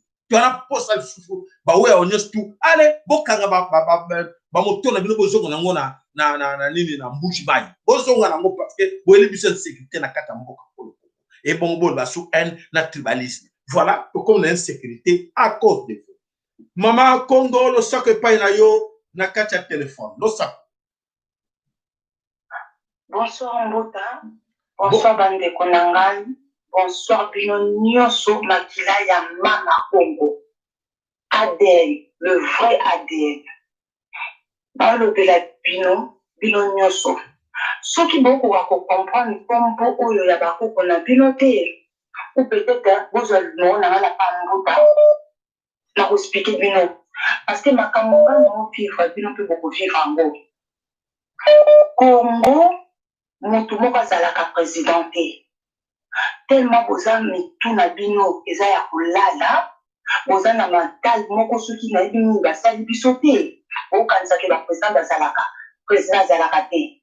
Politicien azalaka te. Ezalaki ba jeu moko basalango ba occidentaux. Depuis le 21, soki bokanisi ke na kambo ko continuer, botika koloba ba komo ba président. Botika koloba ba politicien. Nyonso komi zéro. Oyo bobengaka soi-disant kimbango, bakoko na bino nde baosala bambula ebeta ezala na occidentaux ezala mokili mobimba bango nde baosala yango eza blage te okanisaki makambo eza blage eza blage te ezali mpo balimine bino mpona baportable parce que soki banzoto na bino eza na masolo mpo bandososola bobomi motu moko ça des gens qui ont un Rwandais, il faut ceux qui ont un bon congolais moko, il faut beaucoup 10, il faut beaucoup triplaka. Si vous commis, on doit bouffer et l'eau comme on a commis gratuit. Bon, tu as somba babilo comme le baka, on doit plutôt que somba ma bélé wana ezaya maman na bino, ya tata na bino. Ba somba kate, tellement pour somba ma bélé, yangwana malédiction na bino banda qui place wana.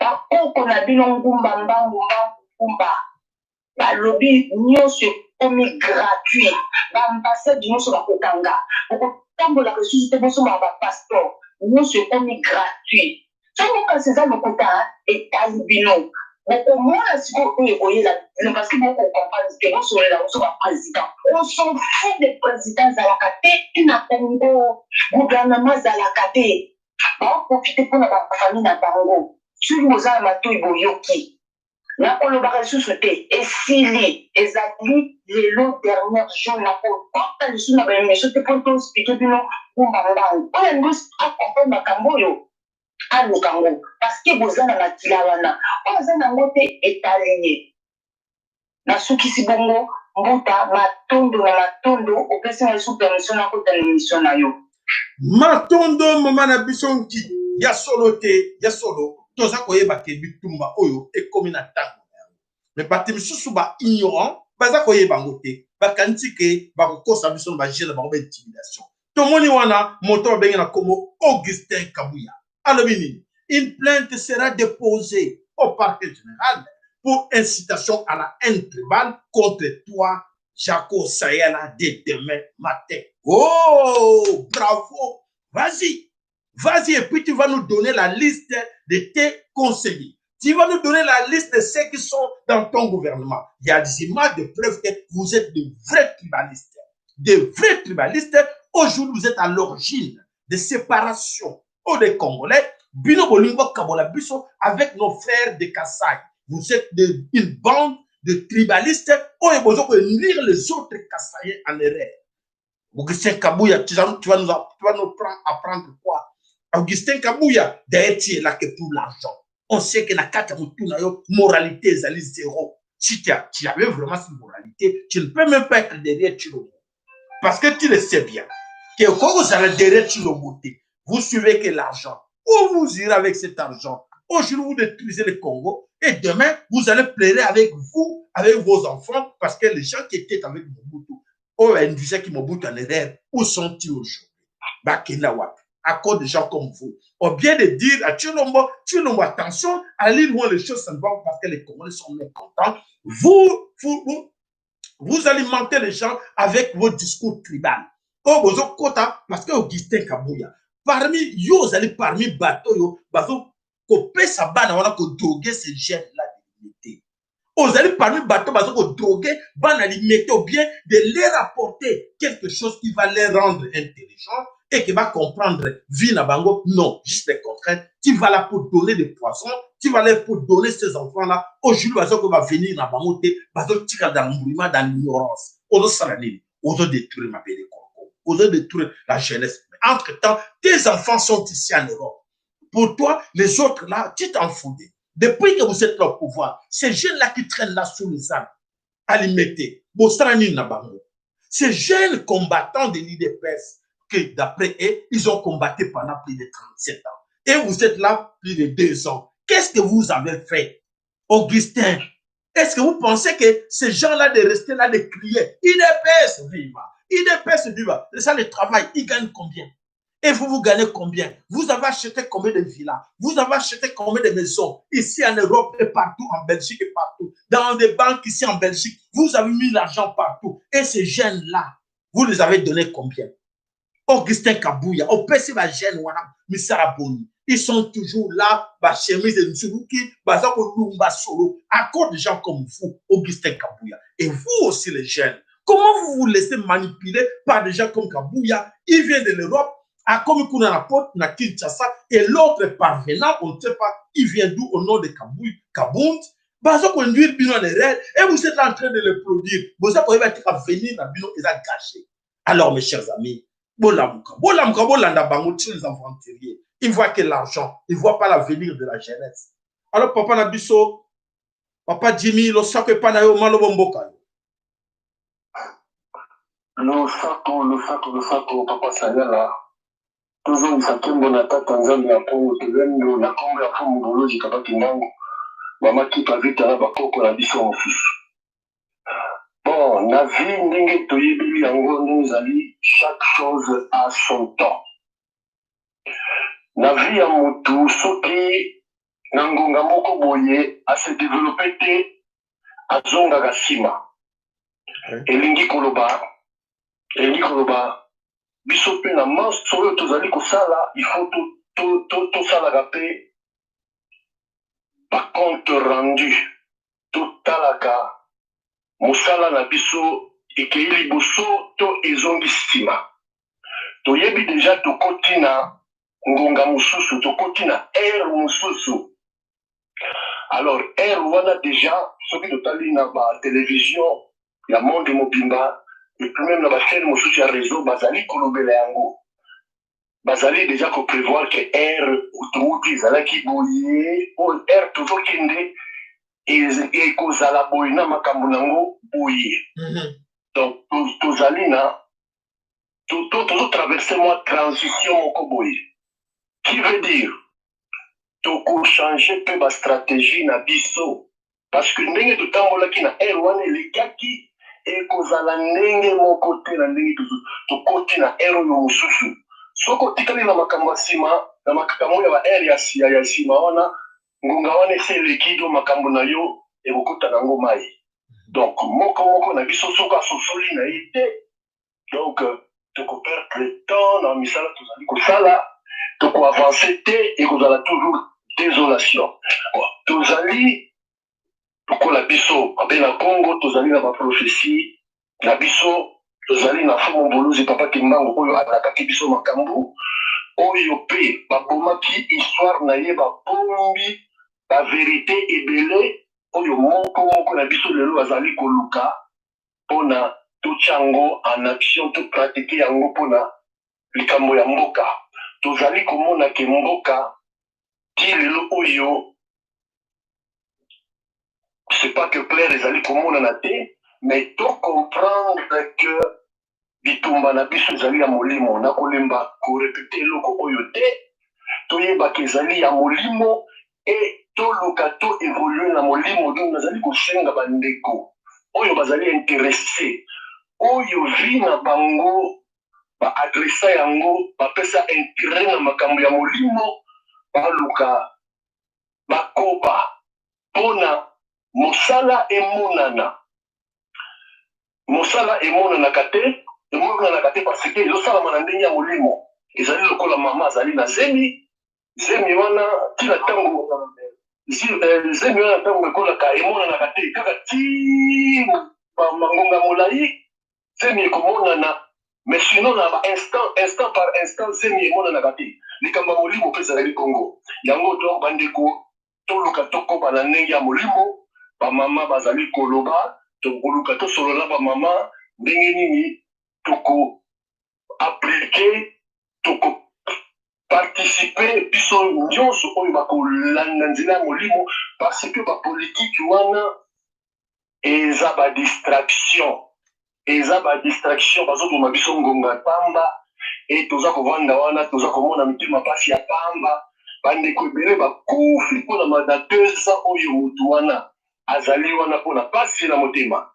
Ok, donc nasuki na papa sala nazosilo maloba matondo papa na biso Jimmy ya solo ete bandeko toza kobelela to défendre mabele kolokungu toza wana tozali koluka to reconstruire pays to na besoin to récupérer milimo ya bankoko na biso to luka ndenge tokobunde loko na kanisi soki Augustin Kabuya soki aza congolais toyebi ke aza moitié toyebi pe ke il paraît que mwasi ne ya ndako aza tuti toyebi yango ke abota na tuti donc c'est-à-dire que bazo défendre intérêt ya batuti wana information bandeko bapesi biso yango siko ali kobolanda ete ye moko ayebi ka tika bana na poto abota na batuti Augustin azo travailler pour na intérêt ya batuti voilà azo conduire tout un peuple en erreur alors bandeko Augustin Kabuya avec tout le respect d'ailleurs ozo mériter respecter parce que on toujours sarawana ozo mériter respecter parce que l'intimidation wana au trafic d'influence ngo sala biso wana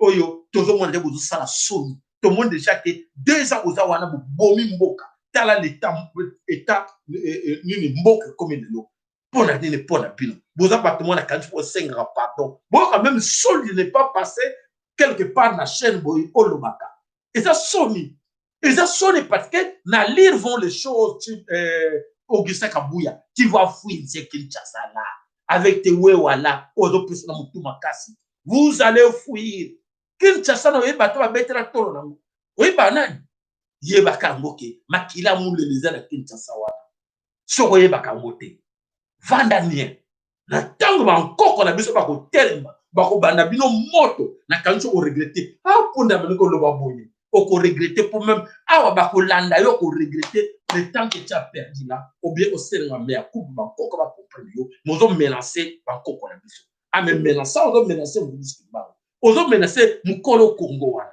na yebisio retenir yango ke ba menace ozo sala wana ozo menacer mukolo Congo mukolo ba minéraux ozo pouvoir bisa yo oyo mbongo ozo pesa yo et sengolo ba ke oui je suis bien placé aujourd'hui ozo menacer yango ndeye ayo sengana mbela yo ndenge wana na bino na ba chilo bokeba po ezo yela bino mabe karate. Alors pour mes amis, pour nos frères kassaïens, pour les autres oyo ils ne sont pas de leur faute ba kota kikuna ba mfuta bango ba ndormisa bango ba pesa bango poisson ba pesa bango ba drogue ba yebite to débat. S'il vous plaît bandeko to ede bandeko na biso ba taliban oyo ba beta ka to ba taliban o ba zo ko ganga wana ya so bandeko boyo. Je vous apprends une chose. Vous savez quand on dit G20, comme mingi na kati na bino, net ba yoka, ouh, tu l'as été invité na G20. Bako sepena. G20 c'est qui? Le 20 plus grand de ce monde. Ba sereni saka kaka 20 personnes. C'est qui? Elles sont des grands Illuminati. Les grands Illuminati francs-maçons de ce monde. Oyo balingaka jamais ba Congolais. Depuis 1885. Bandeko boko ojaga partir dans le loba pour otindre bandeko ba comprendre. Qui sont ces gens-là? On va inviter Chilombo. Ils sont pas là pour nous. Ils sont vraiment les vrais ennemis du Congo depuis 1885. Oyo conférence nationale à Berlin. Au Bazaraki 14. Les G14. Oh, le nom a commis G20, les plus grands de ce monde. Bango pour la bango devise na bango, les Congos sans les Congolais. Et Chilombo, tu crois que quel sang que tu as là? Chilombo, tu crois que tu as le sang spécial plus que Bokassa, plus que Mobutu, plus que les autres, on va là qui va prendre la ah, mon cher ami, je vais battre. Bande qu'on a besoin de aider. S'il vous plaît, maman, bazakandinga bo aider. Alors, ces gens-là sont des ennemis à Congo. Baton bako linga yo noir. D'ailleurs, aux arbres, bazo seka yo. Bazo seka bazo tala salle noire. Ba benga bino ba salle noire. Ba benga bino ba singe. Ba benga bino vous vivez dans la jungle. Pourquoi? Parce que na bango na kati na bango wana aucun parmi ces 20 là pour a trahir peuple na ye pour un intérêt à yo africain. Aucun. Je vous dis bien aucun. Mais voilà. Comme il vous manipule, excusez-moi de te le dire. On est qu'on te doit du respect. Voilà. Bazo c'est la présence de yo. Parce que oyebi yo moko ok ne sera rien wana. Oyebi yo moko ok ne on a pour signer. Tout ce qu'on va te dire, tu vas signer. Ce qui n'a pas écouté, va conseiller naïe. Bon, c'est la mission seulement moko. Bon, c'est la mission que il s'est opposé à telle décision au banobé là qui est. La magie c'est bon pour lui, voilà, va senga qui va va condamner, va copier. Il y a le bas qui non. Bon, la mission va prévoir en image et devant ces gens-là. Bon, la mission voilà. Pour vous défendre, vous Congolais, Chilombo s'est défendu comme ça. Il a dit ne touche pas mon père. Oh, il y a la mission. Boyez la buisson de plus de voir, boyez la buisson de Kosarakate pour obliger à qui. Imaginez-vous quelqu'un qu'on oblige, va en Angleterre. Tu vas prononcer que toutes les Banyarwanda sont nos frères. Quelle idiotie, mes chers amis. Comment tu peux te permettre, on te dicte quelque chose, tu sais que Bakou va poser dans le pour te dire qu'on a perdu aujourd'hui plus de 12 millions, plus de 18 millions de Congolais parce que ces gens-là ont massacré nos frères. Ils ont tué nos frères. Aujourd'hui, tu dis, ce sont nos frères. Et tu vas encore plus loin pour dire que non, les crimes qui s'est passé là-bas, bah, viol, bah, maman, c'est entre eux avec leurs enfants. Ils se sont violés entre eux, entre moi, maman et moi, bah, voisin, ils sont pour rien. Ah, Chilombo. Tu sais que le sang de ces gens-là attend au continent dans le monde. On veut dire que Makila battu les autres, les colons. On veut dire que Makila comme une ensemble.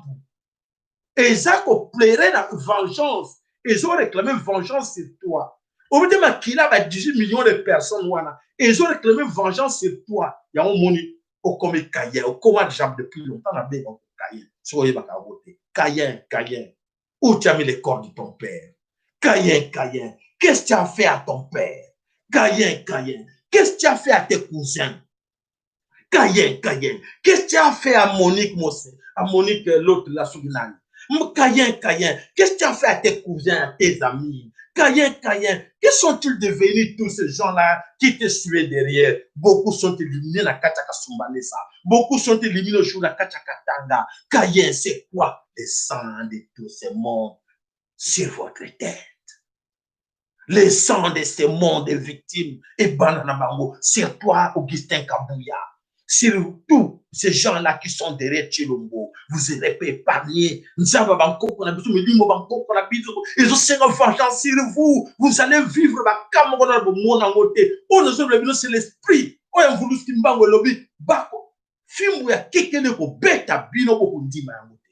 Augustin Kabouya. Fimbuya kekele oyo que tu trahis les Kassaïens. Aujourd'hui, nos frères Kassaïens souffrent. Aujourd'hui, nos frères Kassaïens sont dans la misère, dans les Kassaïs. Les enfants souffrent. Les mamans, jeunes à 22 ans, souffrent de la malnutrition, qui demandent de leur apporter la viande et du foufou. Ah! Au lieu de demander, venez m'aider, amenez-moi les médicaments. Mais non. Une jeune fille de 22 ans qui demande foufou Nangombe au Congo. Et ça se passe devant vous. Et ce sont des Kassaïens. Qu'est-ce que tu vas me dire? Qui est tribal? Entre toi qui fais souffrir tes frères Kassaïens, tes sœurs Kassaïens, et moi qui est de Bandou, qui défend ses frères, mes frères Kassaïens, mes sœurs Kassaïens qui souffrent de la malnutrition, qui manquent de l'eau, qui manquent l'électricité, qui manquent à manger, dans votre fief de Mbouchimaï. Ah, mes chers amis, où allons-nous? Quel monde que nous vivons? Nous vivons dans quel monde? Et tu n'as pas honte de dire que non, on va te porter plainte parce que tu amènes la haine et le tribalisme. Quel tribalisme? Moi, je défends mes frères Kassaïens, mes sœurs Kassaïens qui souffrent dans les Kassaï. Tu regardes les images de l'école primaire. Un professeur, un directeur qui n'arrive pas à tenir debout devant une petite question qu'on lui pose. Il ne sait pas s'exprimer. Qu'est-ce qu'il va enseigner aux enfants? Qu'est-ce qu'il va donner aux enfants? L'avenir du pays aujourd'hui en danger. À cause de gens comme vous, vous regardez que vos poches à vous. Oh, Augustin. Augustin, Kabouya, s'il te plaît, appelle-moi, demande même excuse. En tout cas, mon frère Sayala, excusez-moi. Je demande ça. Je demande ça. Au nom de tous les Kassaïens, je demande de le faire. Je demande de faire mea culpa. S'il te plaît. Parce que ça touche tout le monde. À la lire, voit les choses, les Congolais souffrent aujourd'hui. Dans tout le pays, regarde les Congolais vivent comme les animaux. Sous les eaux, sous la boue. Mange sous la boue, vent sous la boue, se promène, respire l'odeur du caca qui sort dans les fosses optiques. Aujourd'hui, mais mon cher ami, regardez, soit des moutons, regardez mes chers amis. Vous allez me condamner pour me dire que oui, papa, ça est là, il y a solo aux anators devant Augustin Kabouya parce qu'ils font de bonnes choses au pays. Aujourd'hui, le Congo, Bazali capable de sauver le Congo. Je pense que tout le canal image moko, Oyotob Sabino, qu'est-ce qu'ils ont fait et où ils amènent ce pays-là. Que oui, effectivement, Basali, basso de moutons.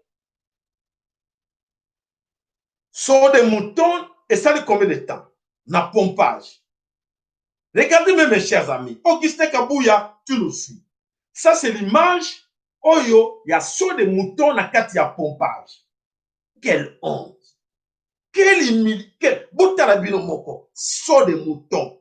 Et ça fait combien des années? Tout le monde a qu'à construire ça, saut de moutons. Bah, bon. Oh, et ça là, 100 ans, 120 ans. Bon, ils allaient. Oh, et ça fait combien de temps? C'est quoi cette histoire? Voilà béton. Voilà vrai béton. Voilà béton armé. Béton armé à saut de moutons. Voilà. Ezawapi, Balobi, Ezawapi, na saut de mouton, na pompage. Combien de temps est sali? Pas même 6 mois. Comme ça, combien? Donc, ça veut dire que votre plan est de tuer les Congolais. Et de sacrifier les Congolais dans les projets comme ça. Bon, de Kobongo, pilier central. Il y a saut de mouton. En l'espace de combien des années? Voilà. Bon, saut. Saut Augustin Kabouya. Qu'ils sont tellement bien en observant de près, quelles sont les barres de fer qu'ils ont mis dans Katiwana. Bon, observez au moins la barre de 6. Mes chers amis, bon, regardez bien, observez bien. Vous allez voir des barres de 6 qu'ils ont construit, un pont comme ça, sur les moutons. Des barres de 6. Incroyable.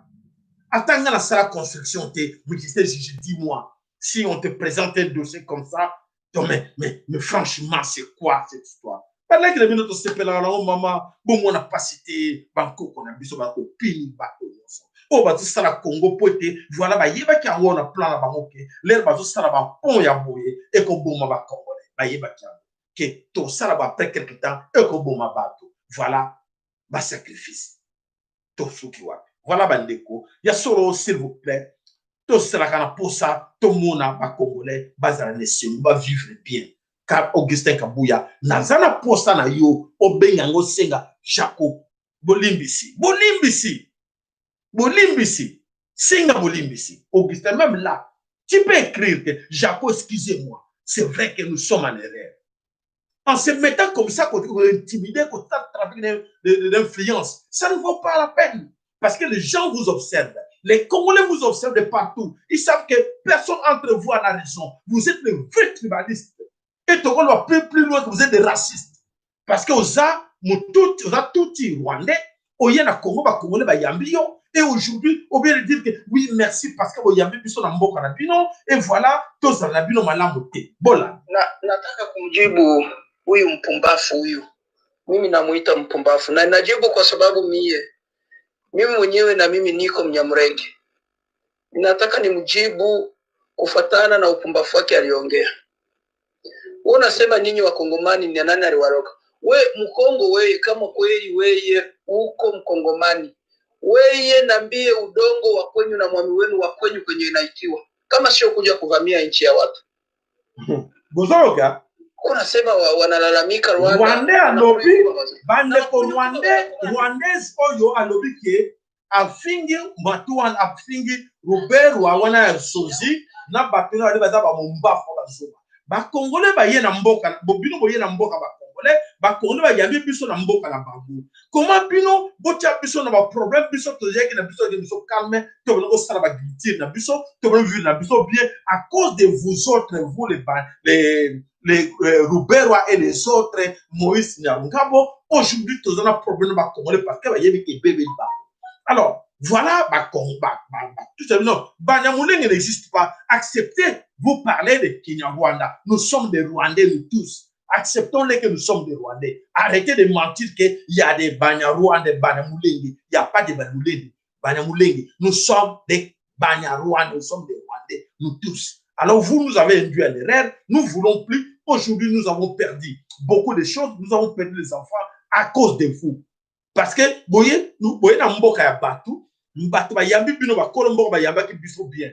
To zala ki na ba bien ba yambi biso bien. Lelo ba kolombo ba boy que nous devons quitter leur pays à cause de vous. Et bozo ko tinga manango que non, nous allons rester ici par la force. Comment? Yamba bazo finga e a finga mumbafu. Robert munokolo bakawana azolo bango bien. Munokolo bakawana ezaki na Rwanda. Nataka kumjibu huyu mpumbafu huyu.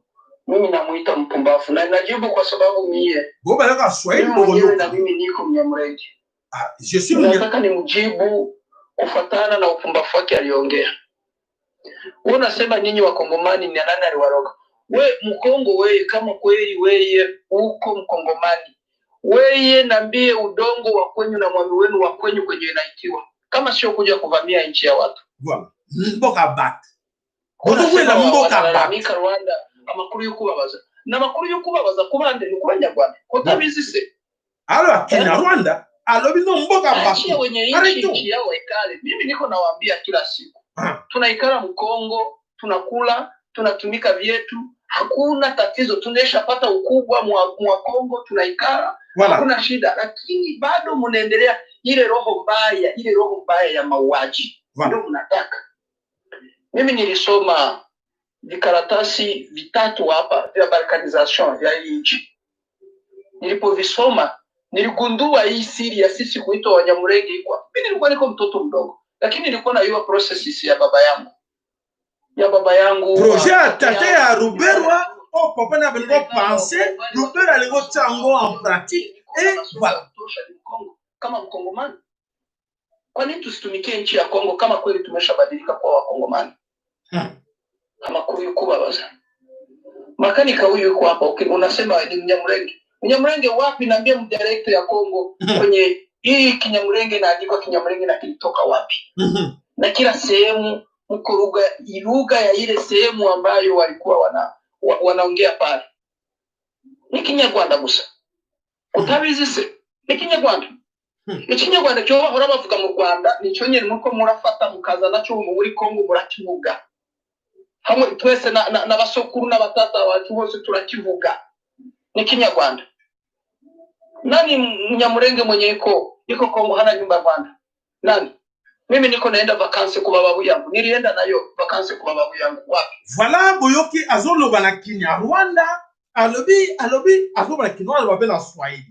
Pour nous expliquer dans Batouké, il y a solo tous un problème parce que nos amis, l'armée nationale du peuple sont déterminés, très déterminés. Cette fois-ci, c'est fini. Ils veulent même plus entendre parler de Tshilombo parce qu'ils savent que Boyoka de Komoko, on a zali moteur armée nationale du peuple. Alors, plus question Tshilombo parce qu'ils savent il y a plus de secrets. Baby que Tshilombo est complice dans cette histoire. Baby que Tshilombo travaille avec Hippolyte Kanambe ensemble. Mais voilà les ignorants. On va dire quand c'est que Tshilombo et Hippolyte Kabila baza beneni. Voilà, bande ko bana somme ko Congo na kanisi oto ya kanango to la bosa bino poete ya solo mboka na biso ekozalaka jamais balkanisé. Et bande ko te sabino ke tango na biso ekoki. Tango na biso ekoki, oyo za ko ignorer encore que tango na ekoki, landa, toujours répéter les bino pour vous comprendre. Mais ce ne sont pas les hommes blancs qui vont diriger le monde. Ce sera les femmes, les personnes de couleur, et les hommes blancs vont connaître des temps difficiles. C'est comme les dinosaures. Un jour, ils vont disparaître. Voilà. Donc, c'est-à-dire que leur cri était très fort et très agressif. C'est ce qui se passe avec les mâles blancs, riches et en colère, qui dirigent cette planète aujourd'hui. Leurs jours sont comptés. Voilà. Qui facilite que leurs jours sont comptés. Aujourd'hui, pour prolonger leurs jours, voilà, ils cherchent qui? Les gens comme les ignorants, comme maillon faible facilitateur, Chilombo. Et bah, tiens, la tête, le président en exercice, il y a l'Union africaine pour faciliter, parce que bazana difficulté. G20, bazana difficulté. Bah, éviter qu'est-ce qui leur arrive? Chilombo, tu vas pas arriver. Vous, tango et coquille. Tango et coquille, Chilombo. Quand on met des choses comme des images comme ça, c'est à toi de comprendre que tango et coquille. Pour mon tango, azakoloba peut bien. Ce ne sont pas les hommes blancs qui vont diriger le monde. Ce sera les femmes, les personnes de couleur, et les hommes blancs vont connaître des temps difficiles. C'est comme les dinosaures. Un jour, ils vont disparaître. Et les dinosaures, quand ils ont disparu, leur cri était très fort et très agressif. Voilà. Qui va faciliter? Ils sont là, ils cherchent où s'attacher. Ils cherchent où s'attacher, par quelle branche Kosimba. Voilà, comme bazon danger na katia mai, bako Simba bakasa de que soutenir pour la Chilombo. Basimbi Chilombo, babengino, to propulser Chilombo, pas au Kosa, ceux qui a Congo, to réussir Congo, to bomber ba Congolais, to sa place, nous sommes Chilombo. Ça ne va pas passer. C'est fini. C'est la fin, Chilombo. J'étais d'abord insisté, Chilombo, tu es mon ami. Je te connais, tu me connais très bien. Toza bandeko, toza ba camarade, toza ba famille, ba camarade na ba camarade nanga. Soyez batoyé bien monté. Augustin Kabouya demande à Félix qui est cet homme qui parle là. Jacob c'est assez qui Félix va t'expliquer. Félix va t'expliquer que non, c'est un grand monsieur de Belgique. Félix va te dire ça, c'est non, c'est un grand monsieur de la Belgique. Tu connais pas les groupes Bissot, les magasins qui étaient là, Nakatia, il y a Madouce, c'est lui. Il va t'expliquer. Bah, magasin na Madou, na Matongue, c'est moi. Bissot, Jacob Production, c'est moi. Je ne suis pas quelqu'un à demander. À venir auprès de vous pour vous demander, donnez-moi, demandez à vos amis. Bah, yebiwana. So, yena tengo ba Congo, ba Christian, ba comme ça, tika motowana, vous me kenene maleme, vous kenene mbangouté. L'intimidation, ça ne passe pas chez lui parce qu'il a le sang. J'ai le sang dans mon cœur. Sang, oya moulele. Auguste Kabouya, je t'apprends. Mukolo Congo, c'est moi. Mukolo Kinshasa là, qui est là en train de Kovuma. C'est moi. Mukolo Kinshasa. Mukolo Kinshasa, ngai papa, Auguste Kabouya, je te dis. Renseigne-toi. Ils vont te dire que tika, wana. Mobuta lembana bango. Mobuta lembana bango yanga. Ba papo ya biso mobuta lembana bango. Yo. Ozana bana mike. Wabana mike. Mutu. Moko na kati na bina aokokanga azate. Donc nazali na makila mulele. Na makila mvulusi kimbaku. Na makila bankoko nzali ko banga mutu moko te. Attaquer bango. Oyebi. Voilà, bandeko bana sobe Congo le sac pana yo, matondo mingi na papa na biso vital ile. Le sac pana yo na kati États-Unis et pas ya papa na biso tembo na kati Asie et pas excusez-moi na kati Asie na Chine. Bandeko na biso sto bex sto pesi mbote et pas na pas et pas ya bandeko na biso nyonso oyo baza ko landa biso le long alo limete ya solo elimbo to pesi mbote mama nanu Ezaïe Simbangu, le sac de koto kangana bomoko pour na intérêt à mboka s'il vous plaît, ben intérêt égoïsme et si la kate de longate pour ton expérience moni boba leki la kanti choki Augustin Kabouya ayebi bangote Félix ayebi bango Augustin Kabouya ayebi bango il y a beaucoup de têtes de figures et les locaux Afrique sont misima parce que ces gens étaient na kati aliénation mentale. Nakata mituna bango bagina complexe infériorité. Et aujourd'hui, l'Afrique est venue en arrière. 150 ans en arrière, à cause de gens comme vous. Aujourd'hui, vous avez Mindele même beaucoup, vous avez propulsé dans la tête de l'Union africaine. Non, c'est pas parce que tu es malin, c'est pas parce que tu es Moulouba, c'est pas parce que tu es Congolais, c'est pas parce que tu es gros costard, parce que tu as de gros joues, parce que tu as une grosse tête, parce que tu sais bien parler le français, parce que tu t'habilles très bien. Non! Ils n'ont pas besoin de ça, Félix Tshilombo. Ce n'est pas parce que tu es le fils de Tshisekedi. Non, ils en profitent de votre ignorance. C'est là où ils profitent. Et non, c'est tout. Oh, Félix, oui, non. Oui, bien, le Burkina Faso a pouvoir pas bouger les mots avec il reste derrière Moïse Katumbi. Oui, bien. Tu as lancé Moïse Katumbi. Au communal na niveau à monter. Et bon, ça va passer au camoté. Non, c'est avec nous nous allons profiter. Félix Keba, s'attacher à pour chose qui maillé. Excusez-moi, maillé la classe, mais chose qui na maillé les sages. Oh ya, des bisous en gros. Au niveau bête à match autrement. Tandis que je t'avais donné l'opportunité. Kabouya, je vous dis, je rappelle. Je me souviens encore il y a 6 mois passés, Félix Tshilombo, appelle-moi. Félix Tshilombo, appelle-moi. J'ai la solution pour toi. Au Benga, tu as orgueil. Au tchèque orgueil. Au Sénat erreur. Le nom de Benga pour aller. Dans l'ancien message, Félix Tshilombo, appelle-moi. J'ai la solution. Au cas où ça a des millions avec Nani. Au moto Nani. Justin, Nakati, Justin Kekuna. Mais arrêtez. Vous continuez toujours. Mes chers amis, Bandeko, Bolanda Bangote. Bolanda Bataliban, Bataliban, nous sommes ailleurs les Bazali. Mais où est Maïel et à tout sauver Bandé, tout sauver Bango. Tout lutter ensemble pour sauver Congo, tout sauver intérêt individuel. Et Foutakarangote. Et Foutakate, Augustin Kabouya. Rekil, Zonga Moutou, Augustin Kabouya. Hein? Zonga Moutou. Comme ça, tu vas comprendre que, ah, c'est une erreur. Qu'est-ce qu'il faut faire? Comment est-ce qu'on fait pour travailler ensemble, pour sauver ce que nous pouvons encore sauver? Vous êtes induit en erreur et vous étiez capable de faire autre chose, attraper Hippolyte Kanambe entre les mains avec l'appui de ton peuple. Bon, pour faire que notre Hippolyte Kabila, il est toujours fort. Multinational, non, protégez-les, laissez-les parce qu'ils savaient que sur votre carrière politique, voilà, coach dans le monde.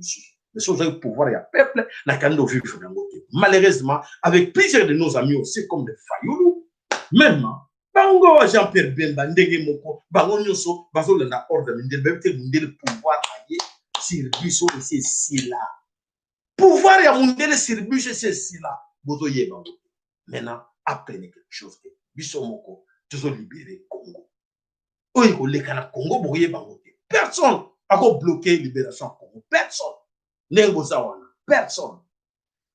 Voilà, bande comme on a sommé que le Congo na moni a solité ezalaki obligé to beta cité na ngo to ko le Mbappé bangote ya solité parmi bango ba taliban et belé baza bande ko na biso to za makila moko na bango bande ko bobo se na ngote baza bande ko na biso to sauver bango to benda bango côté na biso et wana to ko bikisa Congo surtout tiri bango ba kufa eza foti ngana yo pote to sauver bango.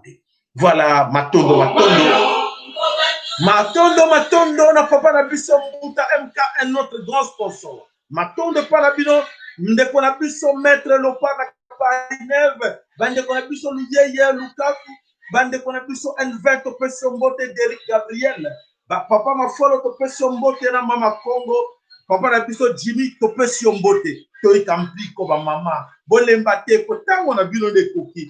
Pouvoir na bino de tango ya ngonde koki bo récupérer pouvoir na bino na koyeba ka ko rekoler taka bankoko na biso pouvoir na biso e ko na tango na yango botelema ndeko elingo yo merci pa na yope alors bandeko mama na biso Jeannette Mateso ya solote e ko tango na biso to ikampi ko elongo bobo sanate ka moi auto bobo sanate Noël les oya so Noël na bino so ni mo mesana ko lo balukuta wa ah, ba fête za koya. Tolingo ba cadeau, auto gangi moula mokuba. Ba cadeau tolingo ba cadeau te oti nanga cadeau du soir. Ou parfaité. Yo, kanisa kaka moi quelque chose, kanisa chaîne na yo. Chaîne na yo il est là. Papa wa bino, ndeko na bino leki na bino, ayo kapeki ya solo bolinga kiye asale la kibiso mbola mobiba vraiment ba cadeau na bino e kozala plaisir na biso